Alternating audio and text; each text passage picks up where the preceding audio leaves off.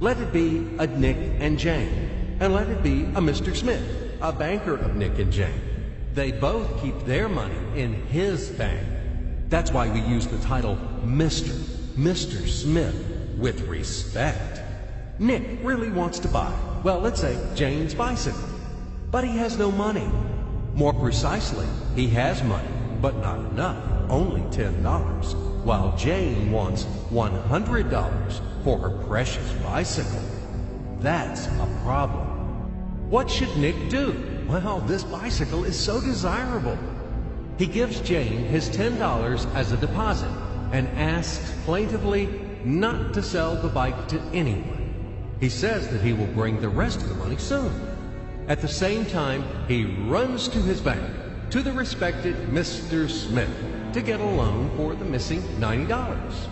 As ill luck, Mr. Smith has no money at this moment, but he knows perfectly about $10, which Nick gave to Jane.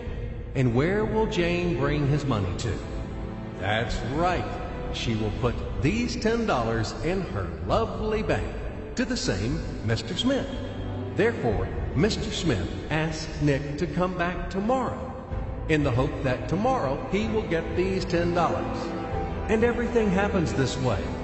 The next day, Jane brings $10 to the bank. The bank provides Nick these $10 on credit. Nick immediately gives them to Jane. She again puts them in a bank. The bank again provides Nick these $10 on credit, etc. As long as Nick the fool will gather enough money for the bicycle. Don't you get confused yet? Be patient, I told you. These demons have been trying to confuse you during 1,000 years. These damn economists and financiers. But anyway, we will figure everything out. So what do we have in the end? Nick finally got the bike from Jane. Wow! But at the same time, Nick owes $90 to the bank, Mr. Smith. And the bank, in its turn, owes $100 to Jane. In other words, those $10, which existed initially, have magically turned into $200, $190 of debts plus real $10. But these $10 would also turn into $1,000, even in a million or a billion, if Nick would make a more expensive purchase.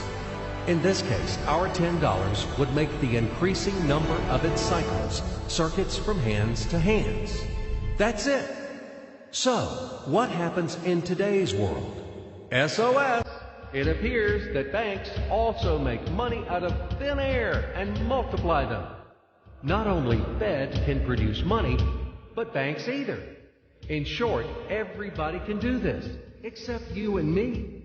We are not in the business at this celebration of life. I would like to print or draw some money as well. In fact, these banks multiply money without any control. And we're still wondering why the banker lives better.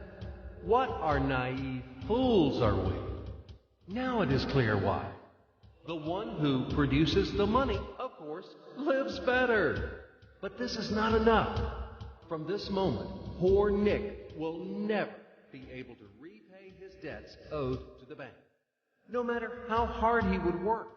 Silly Nick doesn't know it yet, that he's in slavery to the bank, in credit bondage forever, because those $90 which he owes to Mr. Smith do not exist in nature at all.